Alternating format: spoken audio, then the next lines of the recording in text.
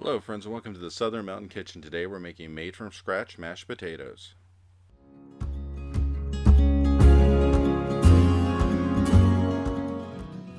So we're going to start off with our potatoes, which what we're going to try to do here is about 4.5 cups worth of potatoes, which as you can see in my bowl I have quite a few to make this up.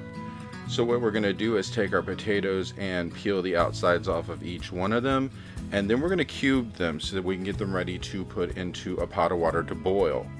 So basically take off all the skin off the outside of your potato, and then once we're done with that, we're going to actually slice these down the middle in 2 different directions and then actually slice across to actually make our cubes. And as I get the skin off of this one, I'm going to show you how to do that.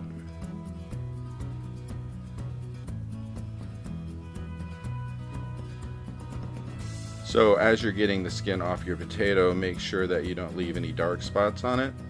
And then, as I said, cut straight through the center of it lengthwise, then turn it over and do the same thing in the other direction. So once we're done with this, we're going to take it sideways and just cut straight across, and you're going to get your cubes, and it's quick and easy and you don't waste a lot of time doing this.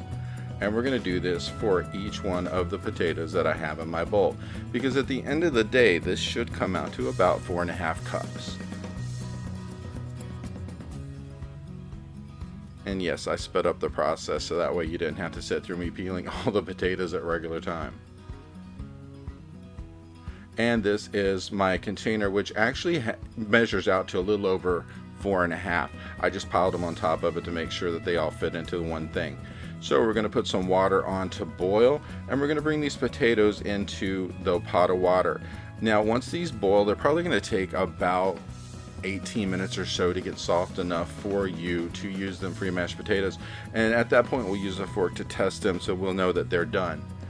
So once this is in and everything is coming up to heated, we are going to add in about 3 tablespoons of garlic, which is minced, and then I'd say about a half a teaspoon of salt and a half a teaspoon of pepper, so that way we get this in to kind of season up our potatoes a little bit while they're cooking.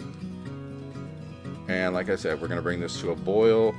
I'd give it to at least about 18 minutes and then test once, put a fork into it, make sure it's fork tender. As you do that, if the fork passes through, the potato breaks into 2 pieces, you know it's done. Then we're going to drain them, put them into a bowl, and then I'm adding somewhere around a half of a cup of butter because I like butter in my potatoes. And then I'm going to take a masher and mash this up a bit to get it going. Now, just a warning, you need a good masher for this. Something you get at the dollar store probably is going to bend on you. So I have this one that I inherited from my grandmother. So this is the one I use because it's pretty sturdy. And once I get this mashed up a bit, I just want to get some of the butter incorporated. I'm going to add into this almost about 1/4 of a cup of milk. And then I'm going to continue to mash.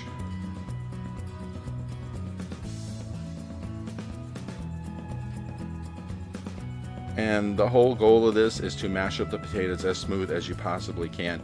And once you get them pretty much mashed up like mine is and all your milk is absorbed, then we're going to add a little bit more salt and pepper. Now this is to taste. I'd start out with about 1/4 of a teaspoon of salt and 1/4 of a teaspoon of pepper, just to start out with, because you can't subtract it once you put in too much. So just start with a little and add it in. And then after you get this in, you want to mix it up really thoroughly to get the seasoning completely through the potatoes so it's not all in one spot, because you don't want to bite into it and have a mouthful of salt.